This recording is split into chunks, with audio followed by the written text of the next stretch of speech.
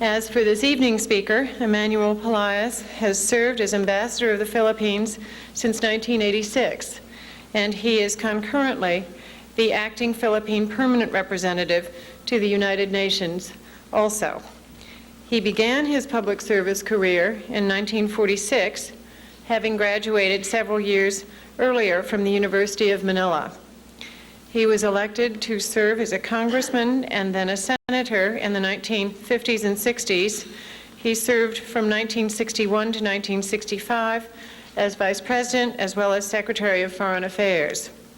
In 1978, he was elected a member of the Interim National Assembly, and in 1982 and 83 served as a member of the Executive Committee in his country.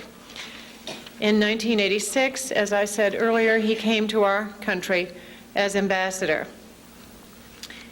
During his time of service in the Congress of his own country, he sponsored major legislation creating rural electric cooperatives, the Agricultural Tenancy Act, and the law creating the National Science Development Board.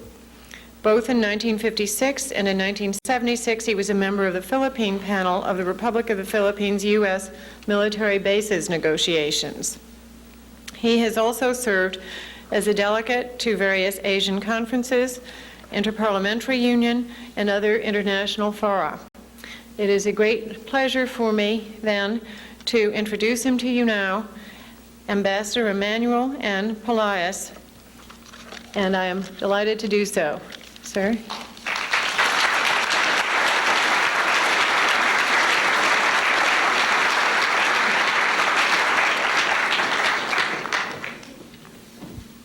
Thank you very much, Mrs. Riggs. I must say that I am touched by your presence here. These past 2 or 3 weeks, the spin in the newspapers have not been very favorable about Philippine-American relations, and I hear statements of, if you want us, we'll stay, if you don't, we'll go away, which I think does not represent the sentiments of either Americans or Filipinos. Your coming here this afternoon gives me a message, and I think that message is, let us stay together.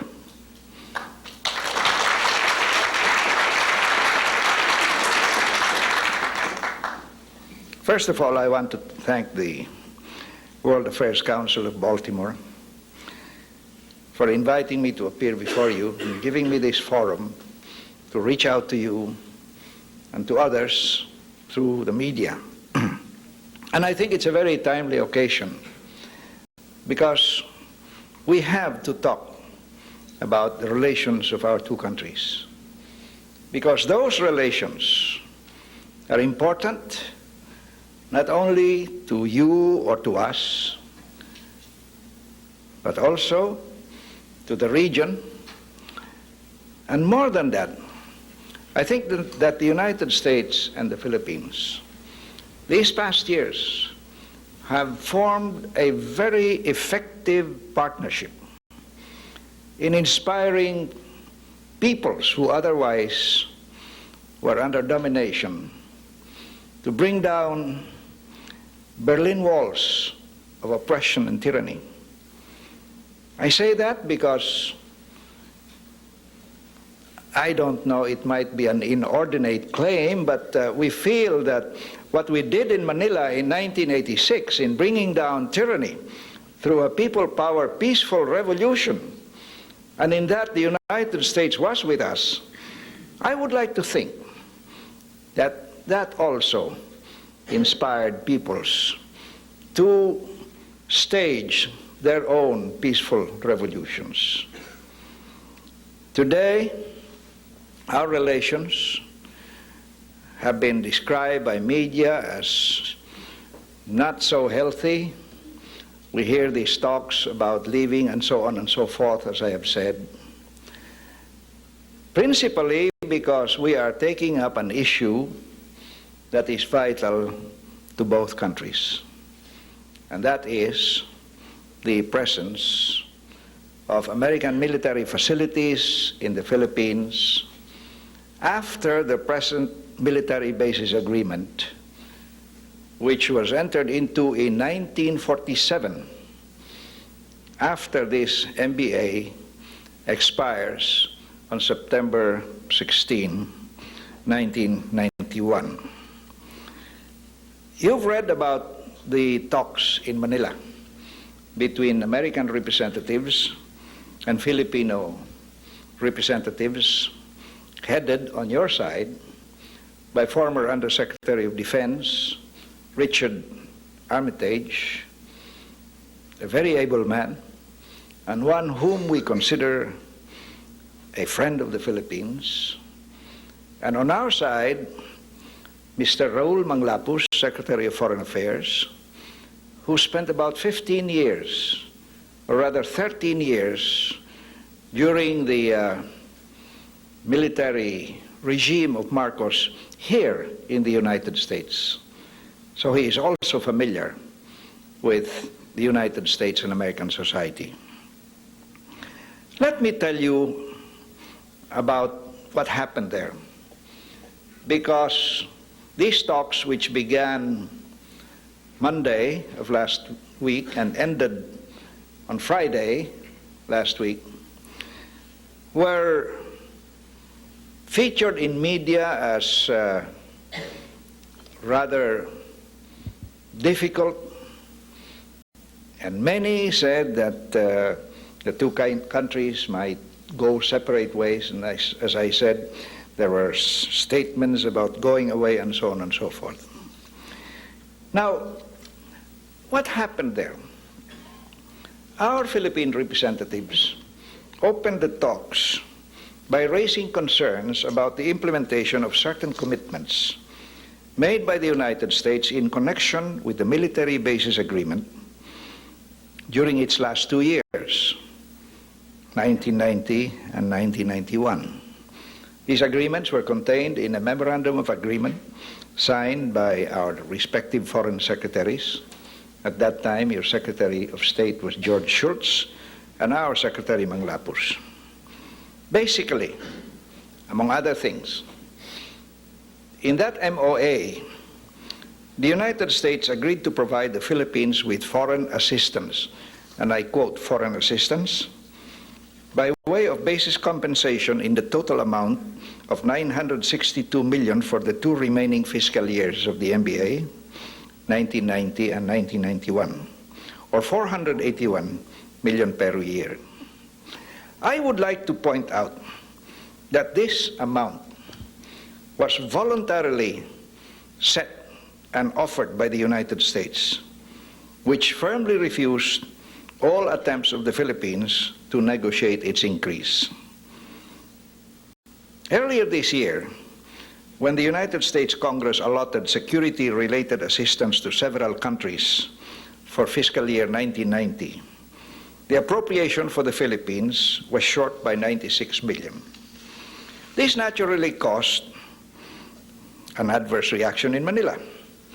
It was but natural, therefore, that the Philippine panel should ask questions about this shortfall and other base compensation-related issues as a prejudicial question at the talks.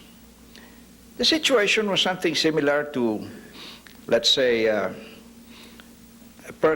tenant who occupies an apartment, then his lease is about to expire, then he goes to his landlord and says, "May I have an extension, or can we have new arrangements for me to continue occupying this?" And the landlord says, "What about your rentals up to now? Are you current?" Which is a natural thing to do. And this was the situation in which the Filipinos found themselves, especially because there had been public resentment about this quote-unquote shortfall. Happily, the two panels agreed to tackle this problem in a spirit of mutual respect. They presented their figures, they compared notes, they agreed with each other's figures in some cases, disagreed in some, and compromised in others. At the end of which, the Filipino panel could tell our people that these preliminary questions were already attended to, and therefore we can go ahead and agree to the American request to hold formal negotiations with respect to the future of American military facilities in the Philippines. Let me read the pertinent portion of the joint press statement of the two panels at the conclusion of the talks last Friday. The panels agreed that both countries were attempting to fulfill their responsibilities and deal with each other in a spirit of good faith and mutual trust. In view thereof, and the satisfactory resolution to date of the concerns which have arisen in relation to the implementation of the 1988 Memorandum of Understanding, the two panels have decided to move on to discussions of the nature of American-Philippine relations in the future. These discussions could include consideration of a new agreement concerning friendship, cooperation, and security on the basis of a new relationship between the Philippines and the United States, and in light of the changing global environment, unquote. That indeed was a positive statement. And you can imagine one ambassador here in Washington who was very much concerned about what would happen, was very happy to read about this satisfactory conclusion. There are significant implications to the foregoing in the foregoing statement.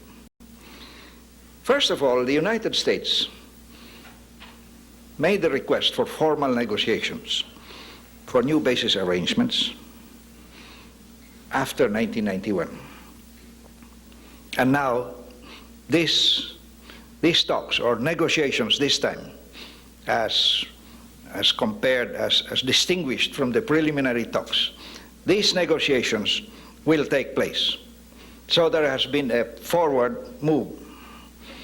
Secondly, the negotiations, according to this statement, could be broadened to include all aspects of Philippine-American relations. Third, as far as the Philippines is concerned, it will seek to restructure the entire relationship in all its aspects on the basis of mutual respect and independence to make for enduring friendship between the two countries.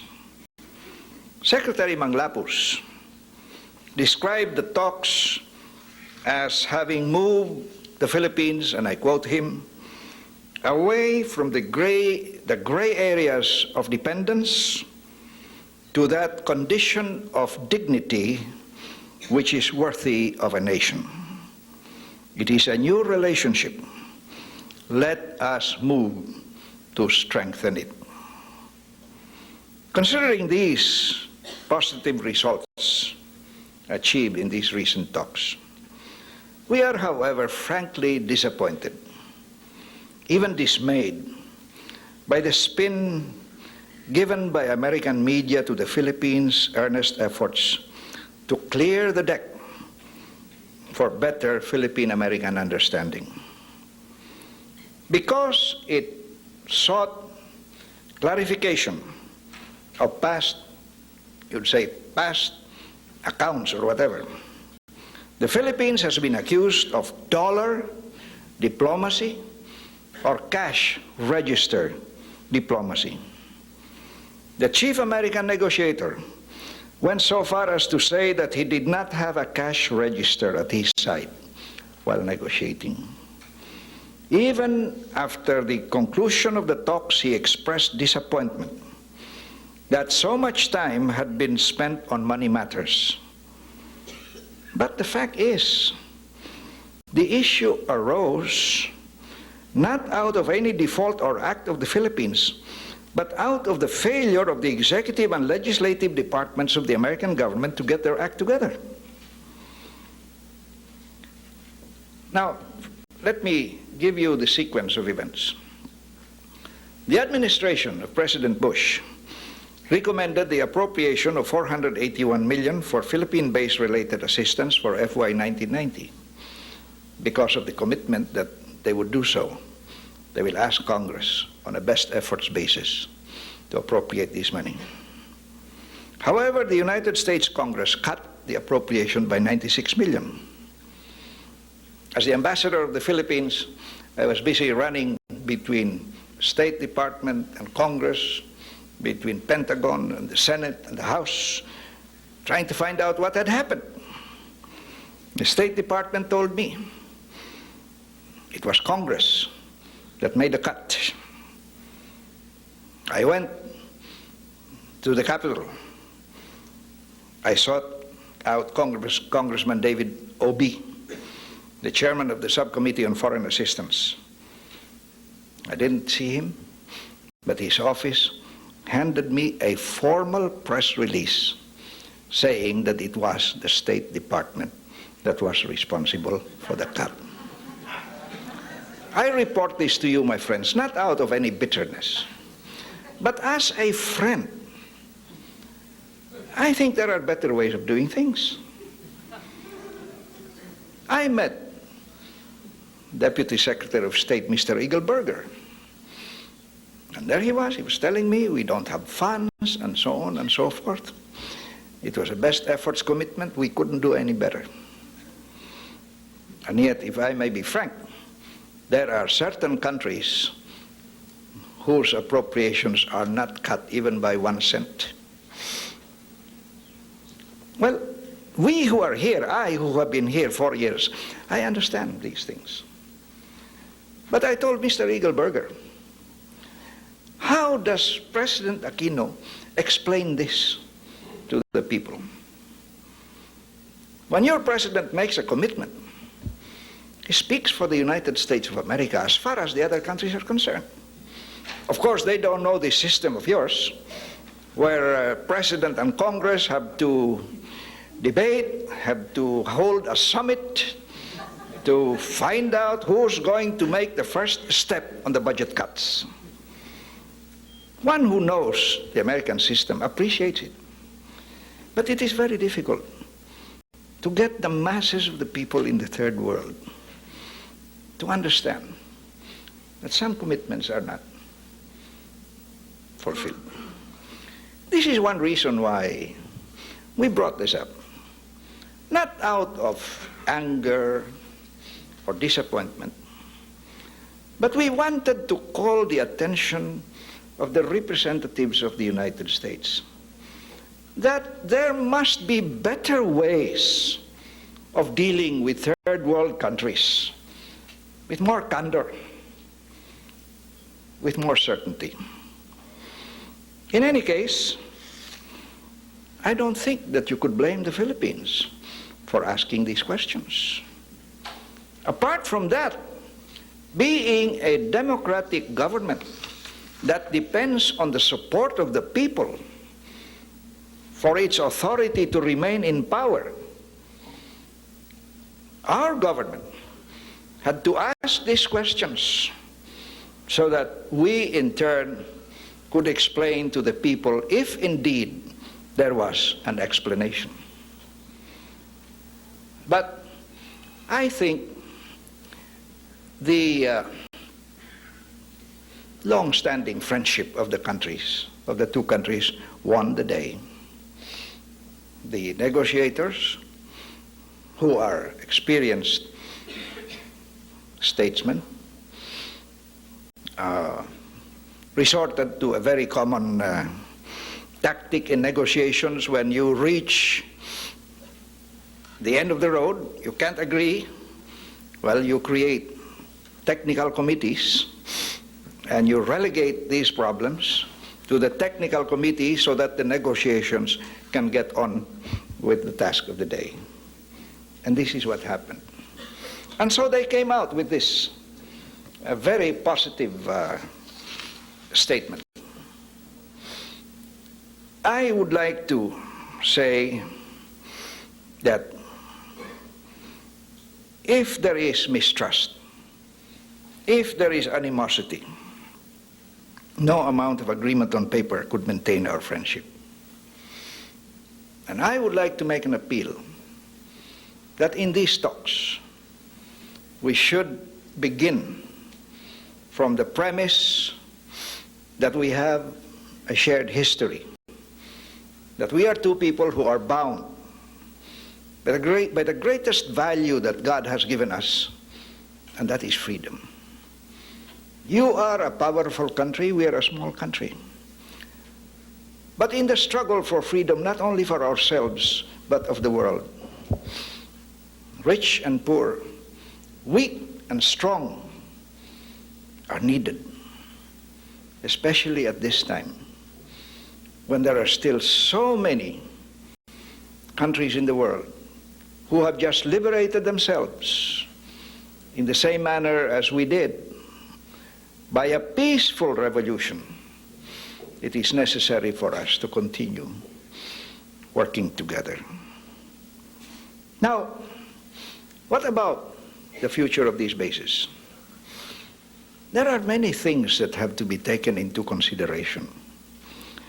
These bases were established in 1947 pursuant to a military bases agreement entered into that year. I am familiar with this because, as Mrs. Riggs has said, I've been involved in these negotiations since 1956. At that particular time, the Philippines was prostrate. We had suffered damage, which was untold. President Eisenhower, who then was commanding officer of your armed forces, visited Manila, and he said, there's only one city which has suffered as much destruction as Manila, and that's Warsaw.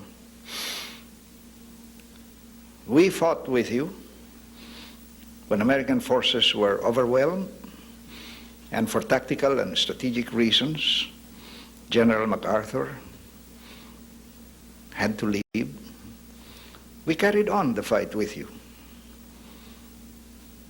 for one basic reason.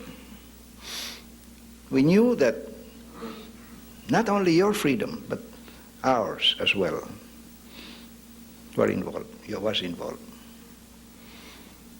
And so this to me is the most valuable bond between us, that we are and must remain free. And when in 1986, the people in a mighty sweep of indignation, exercising directly the sovereignty that is theirs, massed in the streets of Manila and ousted Ferdinand Marcos, you were there at our side, and that we cannot forget. Today, we still face problems, and we acknowledge the fact and are grateful for the fact that the United States has made a categorical decision that it will always support democracy in the Philippines. What about the bases? As I said, these bases are there because of a 1947 military bases agreement. That was, as originally drafted, an agreement of the colonial past. It was not an agreement between two sovereign nations. It was an agreement of a very powerful nation which practically did what could have everything that they did to us. In the first place, it was for 99 years Now, will you calculate when 99 years would end from 1947? 2046. When I raised this question in our talks in 1956, I said, do you remember when your civil war took place? And my friends on the other side of the table said, they couldn't remember. I said, in 1946, it was not 90 years. And look at the changes wrought in your country. Do we have a right to bind our peoples to an agreement that will last generation long after we shall have gone? The net result of that is that, although it took a much longer time, we were able to reduce the term of the treaty for 25 years. But then there was still some foot dragging. It was not until 1966 that was formalized, so that now the treaty will end in 1991. And then the question of jurisdiction. At that time, the military bases agreement provided that on base crimes, that means crimes committed within the base areas, were absolutely under the jurisdiction of American military tribunals. And this treaty gave American military tribunals jurisdiction over crimes committed by Filipinos, civilian Filipinos. Something that your own Supreme Court has declared void in a case which happened in Japan, where a U.S. military tribunal tried the wife, the civilian wife, of a general. In any case, then the bases were such extensive areas. They covered all regions from the north to central Philippines to the south. I've not been able to get the exact calculation, but to give you an idea, let me just mention the areas that since then have been released. In 1956, 199,570 hectares, or approximately 500,000 acres of land, as well as the city of Olongapo. The whole city was under the jurisdiction of the U.S. Navy, were released. In 1956, we got another release in 1959 of 177,000 hectares, or approximately 440 acres of land. We also secured for the Philippines the right of prior consultation for the operational use of the bases for military combat, including the setting up of long-range missiles. I don't mind telling you how I have felt about this. From 1947 up to 1957, the Philippine flag could not be raised over those bases. When I handled the negotiations in 1956, and I had a very distinguished counterpart, the late Mr. Frank, don't recall his name, but he was a very distinguished man. We became very good friends. Carl Bendetson. So we had a pre-negotiation caucus. I said, Carl, tomorrow you and I are going to deliver opening statements. In my opening statement, I will ask you to raise the Philippine flag beside the American flag. I wasn't asking that the American flag be hauled down. to show the partnership of the two countries. And then you reply, you look at your watch and say, at this particular time, your flag is being raised. I said, what a terrific thing this is going to be in media. He asked for Washington's approval. The answer was no. I tell you these things to show you how these little things have aroused the Filipinos to the ultimate conclusion that they must assert their sovereignty.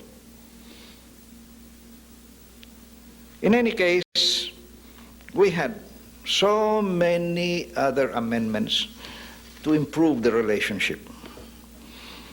But by 1985, we had come to the conclusion that the military bases agreement is like an old house. We have been remodeling it, reconstructing it, adding here and taking away from there to bring it up to our desires, but up to now, there are still inequities. So, when the Philippines, under President Corazon Aquino, drafted its constitution, the constitution itself provided that after the military bases agreement of 1947 expires on September 19, 1991, there shall be no military presence in the Philippines except in accordance with a new treaty. In other words, the Constitution mandated the government to end the MBA. It is in pursuance of that mandate that last week the President served on the United States notice of termination of the MBA. But at the same time, she said we are willing to talk about our future relations, particularly American military facilities in the Philippines, and we'll try to reach an agreement. Up to recently, the position taken by President Aquino, and I know that many of my American friends were very impatient about this, was we will keep our options open. These past 2 or 3 years they've been saying, why don't you tell us your option? For a very simple reason. President Aquino is the head of a democratic government. And she's got to listen to all sectors and make sure that there is unity. But at this stage, after the talks last week, we can say that she has already eliminated some options. The left is insistent on an immediate unilateral termination of the bases. We know that that is very disruptive. It would hurt not only you, but also us. The second is to continue the present MBA. That we cannot do because of the constitutional prohibition. The third option is to sit down and try to work out a new arrangement. That we are willing to do. And given goodwill on both sides, I think we can arrive at a satisfactory arrangement. I would like to call attention to the fact that recently, 2 very influential papers of the United States, the Washington Post last Wednesday and the New York Times today, suggested a compromise, and that is a gradual phase out of the bases so that both countries can adjust to the change. Now, this is one of the options being considered. Well, after giving you this background on the basis talks, I feel that our relations are back on an even keel. So let us pray that we will arrive at this settlement. Frankly, we don't expect those bases to be there permanently for all time. I don't think, from my talks with the people in the State and Pentagon, that the United States thinks that they must have a permanent military outpost there. Things are changing. Soviet Russia is not the Soviet Russia of so on and so of before. So, my friends, thank you for your listening to me. I would like to spend the rest of the time answering your questions, if we have any left. I'm afraid I have taken up too much of your time. But I wanted to go into the details of this situation, to let you know that the basic friendship of our two countries is there. I've heard reactions of dismay, soldiers being killed, American soldiers. And I have said, those are not Filipinos who killed them.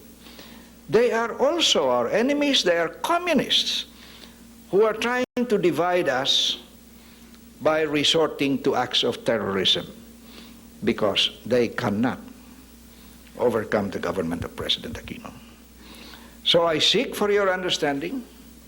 I seek your prayers that our two countries will continue in their relationship on a mutually respectful basis where you can call the Philippines a real ally.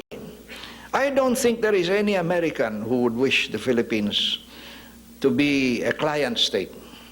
We don't want to be, because we know that to be an effective friend of the Philippines, we must be ourselves. We must protect our sovereignty, and we must have mutual respect. Thank you very much.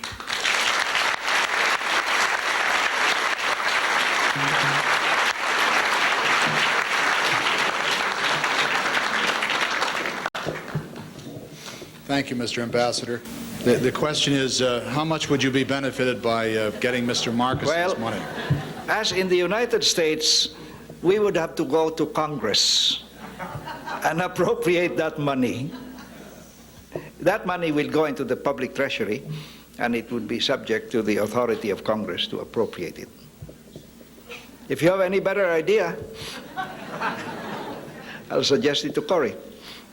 The question is, would you comment on the success of the last 3 years in the Philippines with respect to democratization, and would you comment upon the future of democracy in the Philippines? Successes and failings. There have been successes, there have been failings. Well, many people do not realize that President Aquino is trying to lay the foundations of a democratic society. First of all, return individual freedoms. So what she did during the first year and a half was to restore the Constitution, where the Bill of Rights and all the freedoms of the people have been restored. Now, this in itself slows down progress, because freedom is sometimes a messy thing. We are glad that we have freedom of the press, and this has been a you might say a scalpel, or many scalpels, that would probe the abscesses of corruption. We have, believe it or not, 28 free newspapers in Manila. Your director was telling me you have only one left. I said, how do you manage to do that? Now, so freedom for everybody, for society. That's in place. Return of the rule of law, return power to the people. Officials are elective again. That's as far as the political situation is concerned. In the economic sphere, we have also gone for an open market economy. We have dismantled monopolies, sold a lot of government corporations, and we're still in the process of selling some. If you'd be interested, I'll give you the list of very good bargains in the Philippines, of very good corporations, to get the government out of business. We have lowered our tariffs and we have invited investments. Before, during Marcos, there was not a single major investment that could come in without his approval. Now government is out, follow regulations, and that's it. The president and government officials are completely out. What has been the result of this atmosphere of freedom that has been built? Not only in my own personal individual capacity, enjoying freedom of the press, freedom of expression and all that, but freedom in the economy. The Filipinos themselves have responded. 57% of the approximately $5 billion worth of new investments during the 4 years of the Aquino government came from Filipinos themselves, which is a tremendous difference from some countries hereabouts where these governments are suffering from flight of capital. This is because there is confidence. So this is going on. Now, how do we manage and maintain our economic and fiscal and monetary policies? We have sat down with the IMF, the International Monetary Fund. And you know these people are very strict doctors. If you want your economy to go up, you've got to go to the doctor. They have imposed disciplines on us. We have had an agreement with them on the parameters of our fiscal and monetary policies. Keep inflation down. I was telling an American audience, we have to keep our budget deficit very much under control. I said, well, we wish the IMF could do that to the United States. You can afford it, but we can't. We have to keep inflation down. We have succeeded in keeping inflation to 9% up to the last quarter of last year. And then the instability because of the attempted coup came, the rise in the price of oil, and the demand for greater salaries. This reached 13% last January. Our Department of Finance and the government, the central bank, have taken measures, and this is down to 12%. We are watching these parameters. Now, there is now a big debate between the President and Congress about raising some taxes. Congress has said no. Well, I am told that when Congress adjourns, fortunately for us, there is a provision in our Internal Revenue Code that allows the President to raise or lower certain taxes while Congress is not in session. I don't know. So that's it. The people who were below the poverty line was about 55% when she started. We brought this down to about 45 now. Investments are coming in, returning after the shock of the December coup attempt. So what I am happy to tell you about is even American business is looking into the Philippines. We've had 2 missions sponsored by the RP-US Business Committee of the U.S. Chamber of Commerce and AID. And companies like Bechtel, like Morrison Knudsen, and others are back in the Philippines. The other day, I received a delegation from a consortium of 60 power companies in the United States who have put together a consortium that will participate in the bidding for the development of geothermal power. We happen to have the biggest production of geothermal power next only to the United States. In 2 years, I think we will exceed the United States in geothermal power. So these things are happening. With respect to cooperation between the United States and the Philippines, the question was, who speaks for the Philippines, the Philippine government or the protesters around the various American bases that one sees in the media? Manila has a population of 10 million. Then 300 people will protest and go before the American embassy and burn the American flag. That is what gets media coverage. You'll never get media coverage about thousands upon thousands of Philippine villages where our relationship is still there. So my statement to you is that this latest agreement concluded last Friday between Philippine and American representatives, where the two countries have agreed to sit down and try to arrive at an arrangement that will be for the mutual benefit of each of the parties, that is the voice of the Filipino people. There are two questions. The first is, would you comment upon the separatist movement in the Philippines? And secondly, what's the top rate of your income tax if you have one? I think the corporate tax is 35%. Corporate. Individual, we followed your example during the Reagan years. We also, it should be around 30 at most. So this is a big complaint in the Philippines. They say that the rich don't pay enough. Well, but that's the only way to get people to invest their money back. So it's about that. I would be glad to send you the exact information if you would give me your address. And the second question was on the separatist movement. Oh, the separatist movement. The separatist movement was principally the MNLF, the Moro National Liberation Front, which was composed of ethnic Muslims among the Filipinos in the South.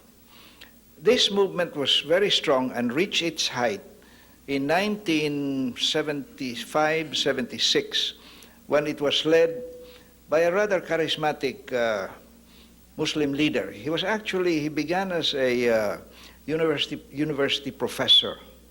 Then he immersed himself in Islamic doctrines, and then he was able to gain support from Islamic countries, principally Libya. Libya funded this. But over the years, we've been able to control this, partly by military action and partly by social action. So the whole thing is totally fragmented now. One result which came with the return of democracy under Cory was that many of his, we call them commanders, they're all commanders, came back to the fold of the law, ran as candidates for governor, so that his principal lieutenants are now elected governors in 4 Muslim provinces. So they are now the ones defending the republic against separatist movements. Lately also, the legislature, upon recommendation of President Aquino, approved an autonomy act to recognize the different culture under which our Muslim brothers live. You know, in the Muslim society, the Quran is a Bible not only for religious purposes, but your civil relations are governed by the Quran. This business of having 4 wives comes from the Quran. So the legislature has approved an autonomous region where these rights of Muslims to live in Muslim society are recognized. And so that is somewhat taking the sails out of the separatist movement, because we are allowing them to have more rights to determine the course of their society. What is the Philippines doing to attract investments? Well, as I have said, we are instituting a free economy where the main engine of growth will be private enterprise. We're taking government out of business decisions or business investments. I must tell you that the damage done by Marcos during those years has been tremendous. Not only physical, not only material, but moral damage. The people lost the incentive to invest at that time. And people from outside would not come in because any major investor that went in had to see Marcos or his cronies, and there was always a bite. But today, we are still amending our laws. The regulations have already been done away with. The laws are still being amended to allow more incentives. More than that, recently, President Aquino recommended to Congress, and Congress enacted into law, a small business investments incentives program, which means that if you invest in an industry outside Manila, which would have capital of not more than more or less $25,000, and not more than 20 employees, you are free from taxes, you're free from any and all kinds of business regulation. This is by way of recognizing that sector of the economy which is known as the informal sector. These are people who put up small industries, but they cannot cope with the bureaucracy of government. So many of them are discouraged. So to make them continue and to get our people to invest, this has been approved. And as I would like to repeat, that 57% of the new investments in the Philippines these last 4 years have come from Filipinos themselves. So if you will get together with me, and I will have my economic attaché and my trade and industry sit down with you, and we'll make sure that you will invest more than $25,000 in the Philippines. Mr. Ambassador, we do thank you for joining us this evening. For Americans, I suppose it's especially interesting as we look back over 100 years or so of relations with the Philippines. But what you say about the future being very different from that beginning is probably very much the case. And your straightforward and direct suggestion that the national interests of the two nations will determine the path of the future probably is good advice for Americans and Filipinos as well. And we hope that out of this emerges some of the good feelings, I think, which indeed have existed over the years between these nations. We thank you very much. Thank you very much.